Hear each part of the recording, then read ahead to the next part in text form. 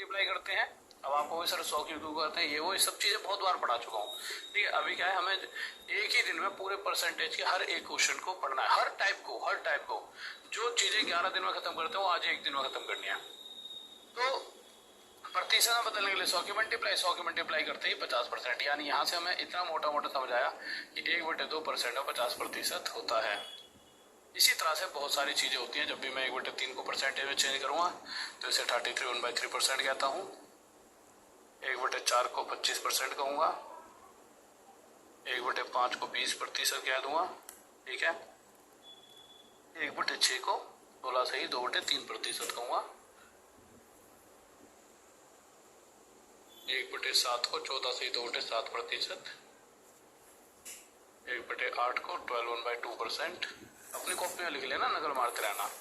1/9 को 11 से ही 1/9%, 1/10 10%, 1/11 को 9 से ही 1/11%, 1/20 5%, 1/4 1/25 4%, 3/8 37 से 1/2%, 4/7 7 1/7%। इतना हो गया। ठीक है, अभी के अभी सभी बच्चों की कॉपी में ये सारी परसेंटेज लिखी होनी चाहिए। जिन्हें याद नहीं है, याद है तो अच्छी बात है। देखिए, अब मैं आपको बस एक छोटी सी बात समझा देता हूँ। यहाँ पर देखिए, यहाँ आपने देखा कि 1/6 को अगर परसेंटेज में बदलना है तो मल्टीप्लाई 100 करेंगे। जो आप सोल्व करोगे इसे, तो सोल्व करके देखिए क्या आएगा। 2 से इसे काट दीजिए 50 पर, 2 से इसे काट दीजिए 3 पर, 50/3 आ गया।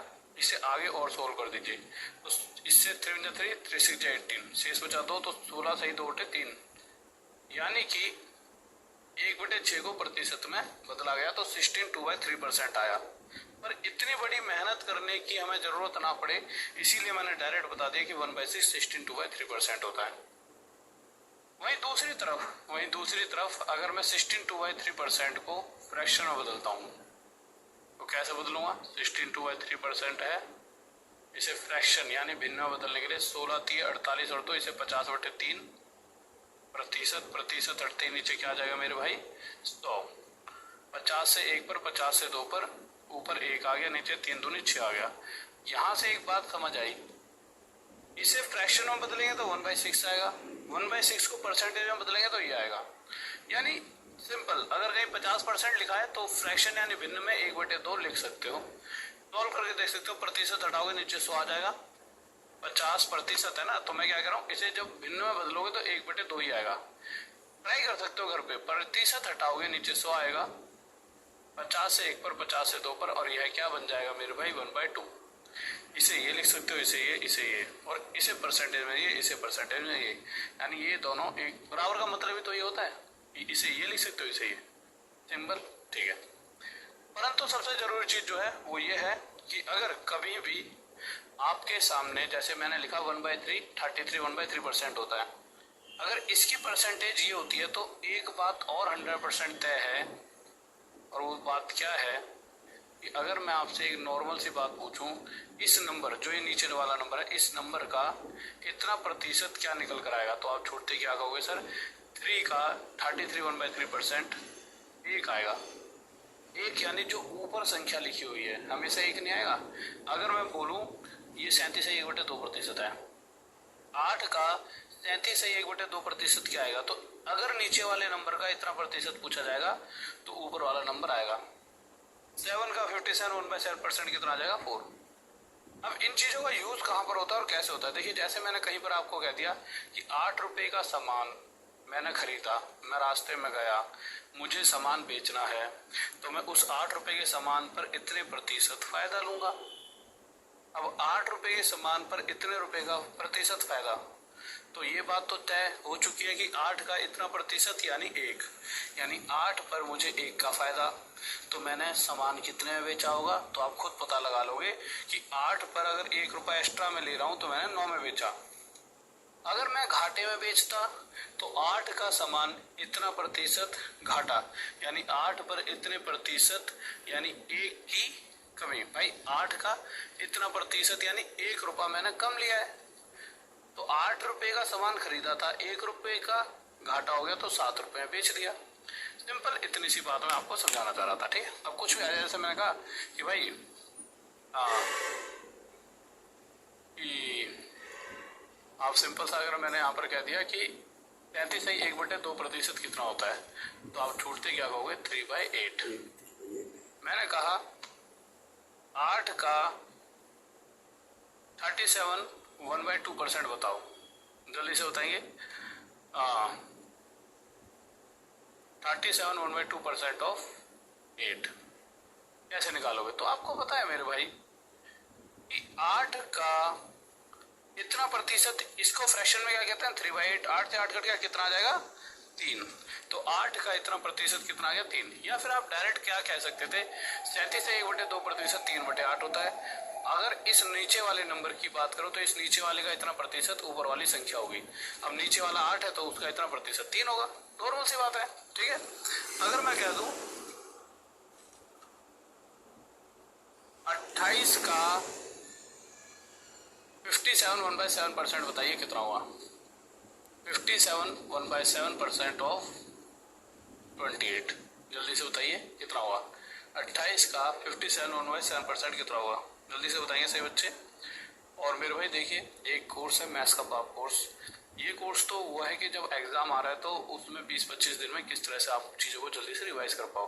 वो कोर्स ऐसा है कि आपके मोहल्ले में कोई भी यूट्यूब पर भी ले लो, कोई कहीं ले लो, टीचर होते ना कुछ बड़े बड़े, मुझे ही ले लो चाहे, मुझसे भी आप उस कोर्स को पढ़ने के बाद अलग ही लेवल पर पहुंच जाओगे। यानी आप बड़े से बड़े, आपको ऐसा लगेगा कि यार क्यों मैं इस छोटी सी जॉब की तैयारी कर रहा हूँ। भाई आज ये जॉब की आप तैयारी कर रहे हो, मैं कह रहा हूँ कि आप एग्जाम दोगे तो पास तो हो ही जाओगे, पर आप ये सिर्फ जॉब आपको अपने पेरेंट्स को खुश करने के लिए है। जीवन में खुश होना है अगर, तो उसके लिए आपको एक बड़े लेवल की पोस्ट लेनी है, और बड़े लेवल की पोस्ट चाहिए तो उसके लिए अलग तरीके की बड़ी मैथ भी पढ़नी पड़ेगी। पर आपको डर बना रहता है, तो जब आप उस कोर्स को पढ़ोगे, मैथ्स का पाप जो कोर्स है हमारा, उसे पढ़ने के बाद आपके दिमाग से वो डर भी निकल जाएगा। आपको कहा भाई मैथ इतनी आसान हो सकती है। ठीक है, मतलब उसमें मैंने बहुत इस वे से समझाया आपको, कोई आपके दोस्त ने ले रखा हो तो आप उसका पढ़ सकते हो देखकर, फोन वन में एक दिन के लिए ट्राई कर लो, आपको पता लगेगा चीजें किस तरह से जा रही हैं। तो बस मैं ये कहूंगा कि अगर आप मुझे कुछ भी मानते हो तो मैथ्स का पाप कोर्स आपके पास होना ही होना चाहिए, 110%। ठीक है, क्योंकि ये वो कोर्स है जो मेरी आत्मा है, एक तरह से समझ लो मैं ही हूं ये। तो कह रहा है 28 का इतना प्रतिशत, तो मेरे 28 का इतना प्रतिशत ये क्या होता है, 4/7। तो 28 का 4/7, 7 से काटे, 7 4 जा 28, 4 4 जा 16। क्या आंसर आ गया कि 28 का इतना प्रतिशत कितना निकल कर आया, 16। इसे दूसरे तरीके से ऐसे कर सकते थे, 57 1/7% होता कितना है, 4/7। कितना होता है मेरे भाई, 4/7। अब अगर क्वेश्चन यह पूछ रहा होता कि इस नीचे वाले नंबर का इतना प्रतिशत क्या होगा, तो हमें पता है ऊपर वाला नंबर होगा।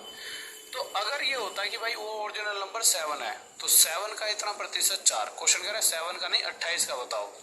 इस 7 से एक्चुअल नंबर जिसकी बात हो रही है वह इस 7 से 4 गुना ज्यादा है। यानी कि अगर वो नंबर यहाँ पे अगर 28 की जगह 7 होता तो 7 का इतना प्रतिशत ऊपर वाला नंबर 4 होता, पर एक्चुअल में वो नंबर 7 नहीं 28 से 4 गुना ज्यादा। तो जिस नंबर को हम ढूंढ रहे हैं वह भी 4 ना होकर 4 गुना ज्यादा 16 हो जाएगा। बस ये एक तरीका होता है, इस तरह से क्वेश्चन को सॉल्व कर सकते हैं। जैसे एक क्वेश्चन और देखिए, शायद आप और तगड़े तरीके समझ पाओ। 72 का 33/1/2% क्या होगा बताइए। ठीक है, 37 1/2% ऑफ, यहाँ लिख देते हैं 37 1/2% ऑफ 72। आप क्या करोगे, 72 का 37/1/2%, अभी बताया है 3/8 होता है। अगर किसी को याद नहीं है तो भैया इस पूरे जो ये पेज पर सब कुछ लिखा है इसे नकल मार के कॉपी में वैसा का वैसा छाप लीजिए। ठीक है, तो ये आपको याद होगा। ठीक है, ओके, याद है तो बढ़िया, नहीं याद है तो नकल मार लो, क्योंकि नकल आप सोचो सर नकल मारना सिखा रहे हो। अभी अपने कागज में से जब देखोगे तो 4 5 6 बार देखोगे, उसका दिमाग में चीजें फीड हो जाएंगी।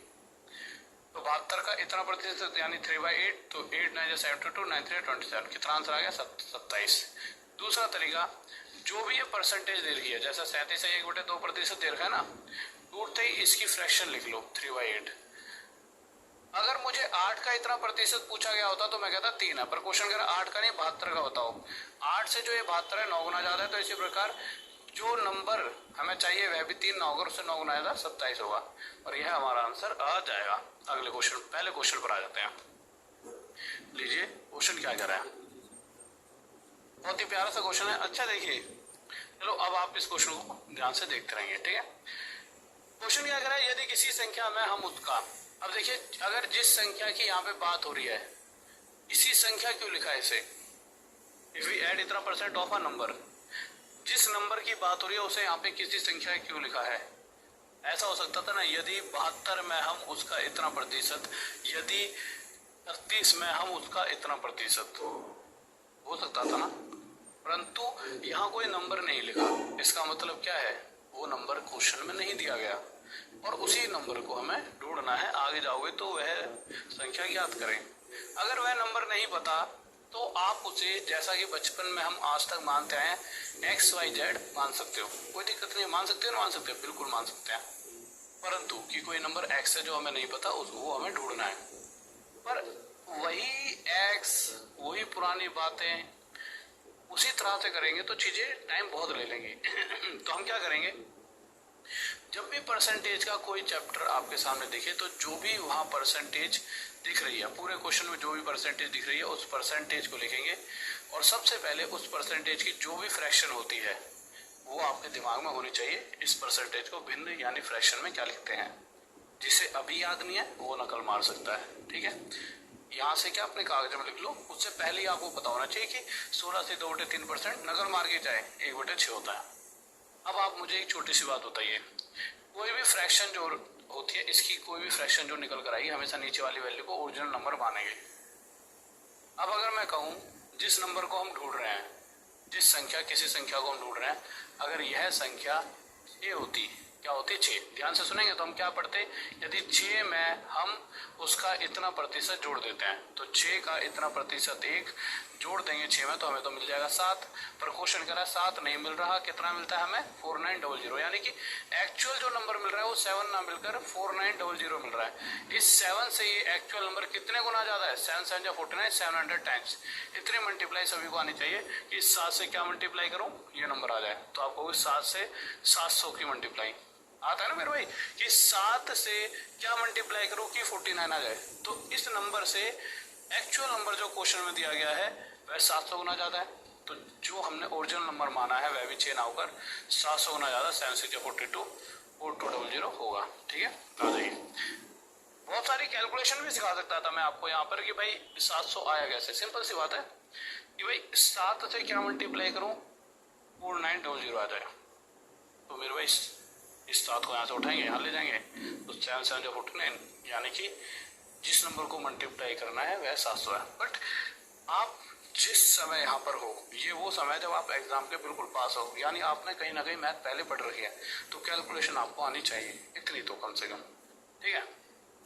आ जाइए, क्वेश्चन क्या है, सबसे पहले किस पे फोकस करेंगे, जल्दी से कमेंट करके बताओ, इस नंबर पे या परसेंटेज पे। पूरे क्वेश्चन में ध्यान से देखो, परसेंटेज कहीं पर कोई दे रखी है, तो आपने देखा बिल्कुल गुरुजी दे रखी है 14 से 2/7%। तो सबसे पहले इसे आप फ्रैक्शन में लिख लोगे 1/7। 1/7 लिखते नीचे वाली वैल्यू को कहते हैं ओरिजिनल नंबर, यानी कि अगर जिस संख्या को हम ढूंढ रहे हैं वह 7 रही होती, कि अगर कोई नंबर 7 है और उस 7 में हम उसका इतना प्रतिशत यानी 1 जोड़ देते तो हमें 8 मिल जाता। क्वेश्चन कह रहा है 8 नहीं, अच्छा घटाने की बात कर रहे हैं इस बार, ठीक है। तो ध्यान से सुनिए, क्वेश्चन क्या कर रहा है, जो भी नंबर है, तो इस बार हमने नंबर 7 माना है, तो 7 में हम उसका इतना प्रतिशत, तो 7 का इतना प्रतिशत यानी 1 अगर इसमें से घटा देंगे तो हमें सीधा सीधा 6 मिलेगा। या तो भाई जुड़ सकता है या घट सकता है, 7 का इतना प्रतिशत यानी 1 घटेगा 7 में से तो 6 आएगा, नॉर्मल सी बात है। पर क्वेश्चन कह रहा है 6 नहीं 1224 आ रहा है, तो जो क्वेश्चन का डाटा है वो कहता है कि ये नंबर आएगा। इस 6 से ये नंबर कितने बढ़ जाएगा, 6 दूनी 12, 2 ना जाने का 0, 6 4 24, यानी इस 6 से ये नंबर 204 गुना ज्यादा है। तो इसी प्रकार ओरिजिनल नंबर भी 7 ना होकर 204 गुना ज्यादा, 7 4 28, 7 2 14, 1428 होगा। अगले क्वेश्चन पर आ जाइए। अच्छा एक चीज ना, इसमें बच्चा बहुत सारी गलतियां करता है कैलकुलेशन में।